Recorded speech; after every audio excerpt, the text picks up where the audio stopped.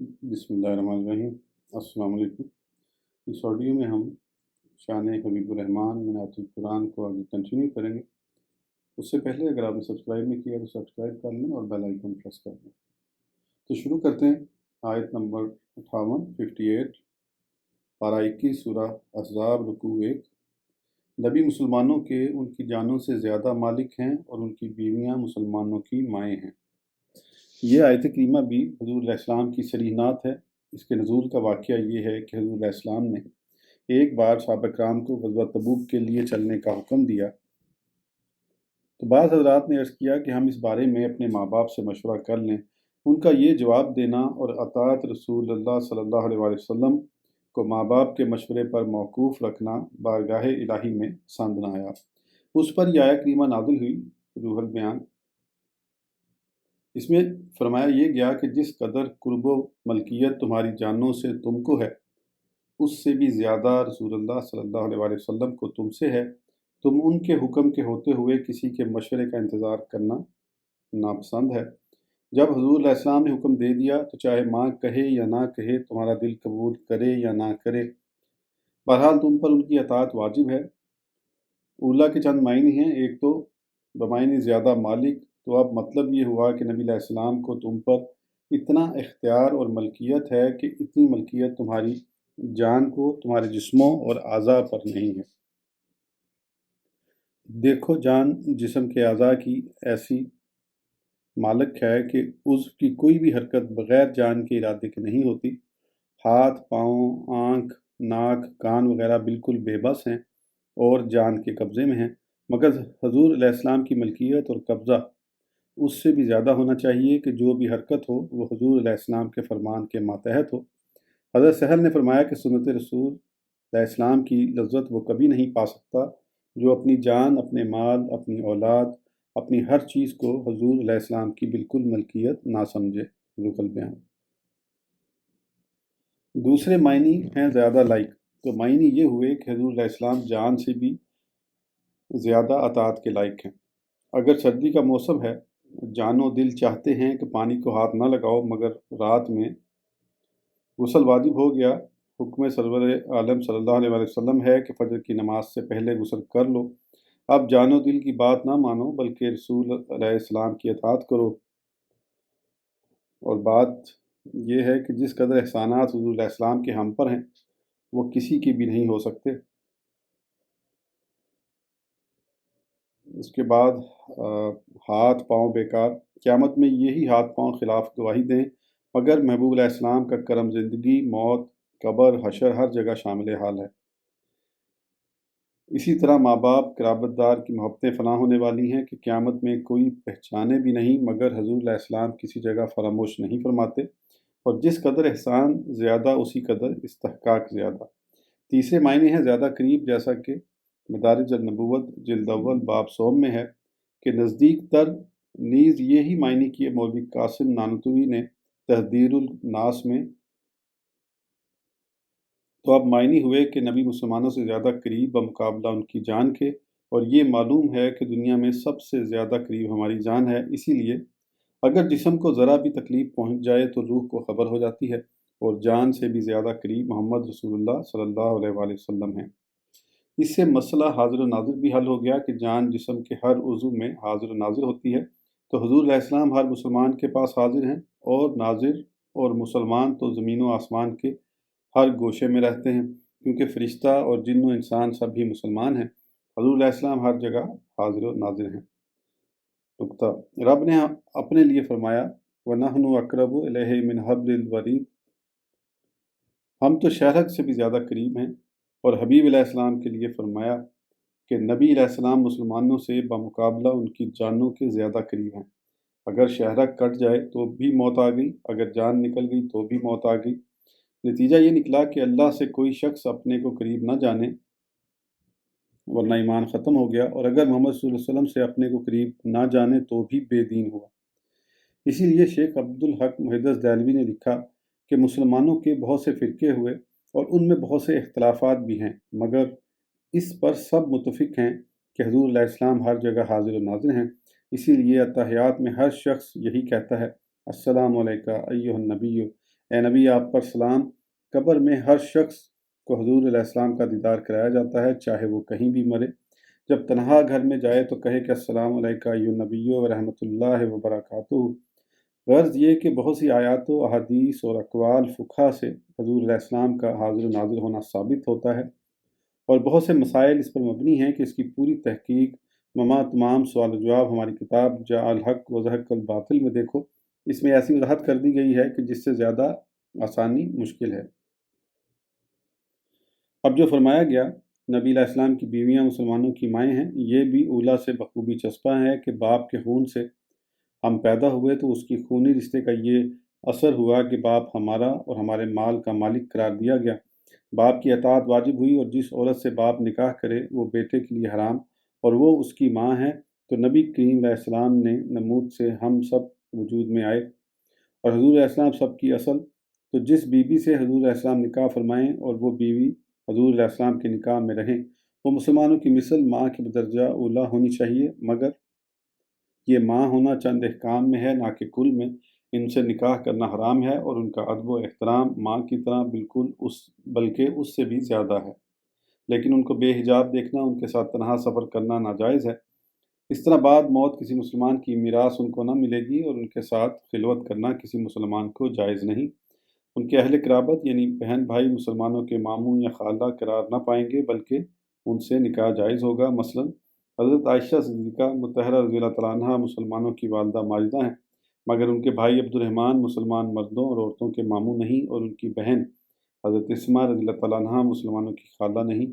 ان کے ساتھ نکاح اہل اسلام کا ہوا۔ جس طرح حضور علیہ السلام کی ازواج مطہرات کا ادب و احترام ضروری ہے، اسی طرح حضور علیہ السلام کے سارے اہل قرابت مسلمین کا احترام ضروری ہے، بلکہ ان کی اولاد امجاد حضرات سید صاحبان واجب التعظیم ہیں کہ ان کی عزت و حرمت مسلمانوں پر لازم ہے، اور ان کی عیب جوئی یا دل آزاری سخت حرام اور حضور علیہ السلام کے غضب کا باعث ہے۔ دیکھو تمام سید صاحبان پر زکوٰۃ کھانا حرام ہے۔ کیوں؟ اس لیے کہ یہ لوگوں کے مال کا میل ہے، تو ان کو مال کا میل دینا کیوں کر جائز ہو سکتا ہے؟ میں نے حضرت مولا علیہ رضی اللہ تعالیٰ عنہ کی شان میں عرض کیا ہے صدقہ میل پھر اس پاک و ستھرے کو روا کیوں ہو کہ دنیا کھا رہی ہے جس کے آل پاک کا صدقہ؟ وہ ہے خاموش قرآن، اور یہ قرآن ناطق ہے، نہ ہو جس دل میں یہ اس میں نہیں قرآن کا رشتہ۔ اسی طرح سادات کرام کا معمولی نوکر رکھنا، ان سے ذلت کے کام لینا، ان کو برے الفاظ سے پکارنا بھی سخت جرم ہے۔ ان کو عزت کی جگہ دو، ان میں علم کی تبلیغ کرو۔ ان کے گھر سے تم کو کلمہ ملا، ایمان ملا، قرآن ملا، رحمان ملا، اسلام ملا، پھر تم پر بھی ضروری ہے کہ ان کو اپنا پڑھا ہوا علم دو، اور اپنا پیسہ خرچ کر کے ان میں علم و ہنر کی اشاعت کرو۔ اس آیت کو غور سے پڑھو۔ ترجمہ: فرما دو اے محبوب کہ میں تم سے اس تبلیغ پر اجرت نہیں مانگتا مگر قرابت کی محبت۔ ایک معنی یہ بھی اس آیت کے ہیں کہ میرے قرابت داروں سے محبت کرو، اللہ توفیق دے۔ لطیفہ: اس آیت کے ماتحت صاحب روح البیان نے فرمایا کہ مرید کو چاہیے کہ اپنے پیر و مرشد کی بیوی سے بعد طلاق نکاح نہ کرے۔ اسی طرح شاگرد کو لائق نہیں ہے کہ اپنے استاد کی بیوی سے بعد طلاق نکاح نہ کرے، کہ اگرچہ یہ بروئے فتویٰ جائز ہے مگر تقویٰ کے خلاف، اور تقویٰ فتویٰ سے اوپر ہے۔ اگر مرید یا شاگرد نے اپنے مرشد یا استاد کی بیوی سے نکاح کیا تو دنیا و آخرت میں بھلائی نہ دیکھے گا۔ آیت 59 پارہ 21 سورہ احزاب رکوع 3۔ بے شک رسول اللہ صلی اللہ علیہ وآلہ وسلم کی پیروی بہتر ہے اس کے لیے کہ جو اللہ اور پچھلے دن کی امید رکھتا ہو اور اللہ کو بہت یاد کرے۔ یہ آیت کریمہ بھی حضور علیہ السلام کی نعت ہے، اور اس میں مسلمانوں کو ہدایت ہے کہ اگر تم اللہ سے کچھ انعام کی امید رکھتے ہو اور قیامت کی بہتری چاہتے ہو تو رسول اللہ صلی اللہ علیہ وآلہ وسلم کی زندگی پاک کو اپنی زندگی کے لیے نمونہ بنا لو اور ان کی پیروی کرو۔ اس میں دو طرح سے حضور علیہ السلام کی صفات حمیدہ کا ذکر ہے۔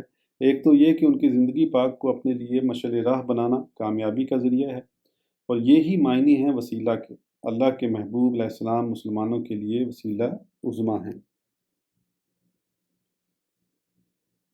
دوسرے اس طرح کہ یہ حکم ہر مسلمان کو دیا گیا ہے، خواہ کسی ملک کا ہو یا کسی وقت ہو۔ مطلب یہ ہوا کہ قیامت تک کے تمام مسلمان اپنی زندگی حضور علیہ السلام کے تابع کر دیں اور ظاہر ہے کہ مسلمانوں میں بعض تو بادشاہ ہوں گے اور بعض وزیر، بعض حاکم، بعض مالدار، بعض غریب، بعض گھر والے اور بعض تارک الدنیا۔ اب ہر شخص چاہتا ہے کہ میری زندگی حضور علیہ السلام کی زندگی کے ماتحت ہو، تو اس قدر فرق زندگی کے ہوتے ہوئے سب لوگ کس طرح حضور علیہ السلام کی پیروی کریں؟ تو اب اس آیت سے یہ نتیجہ نکلا کہ ہمارے محبوب کی زندگی پاک ایسی بے مثال اور انوکھی ہے کہ دنیا میں ہر شخص اپنے لیے اس کو مثال بنا سکتا ہے۔ ایسی زندگی عالم میں کسی کی نہیں گزری۔ بطور مثال سمجھو کہ حضرت عیسیٰ علیہ السلام نے اپنی زندگی ترک دنیا میں گزاری کہ مکان تک نہ بنایا۔ ان کی پیروی تارک الدنیا تو بطور نمونہ کر سکتا ہے، مگر ایک قاضی بادشاہ اپنے لیے ان کی زندگی کو مثال نہیں بنا سکتا۔ اور حضرت سلیمان علیہ السلام کی زندگی پاک سلطنت و حکومت کے ساتھ گزری، تو سلطان و بادشاہ تو ان کی زندگی کو مثال بن سکتا ہے، مگر فقیر بے نوا کے لیے ان کی زندگی نمونہ نہیں۔ الحاظ القیاس، مگر یہ تو شان میرے محبوب علیہ السلام ہی کی ہے کہ حاکم ہو چاہے محکوم، رایا ہو چاہے بادشاہ، مالدار ہو یا فقیر بے نوا، سب کے لیے دعوت عامہ ہے کہ آؤ میرے محبوب کی زندگی کو دیکھو اور ان کے نقش قدم پر چلے آؤ۔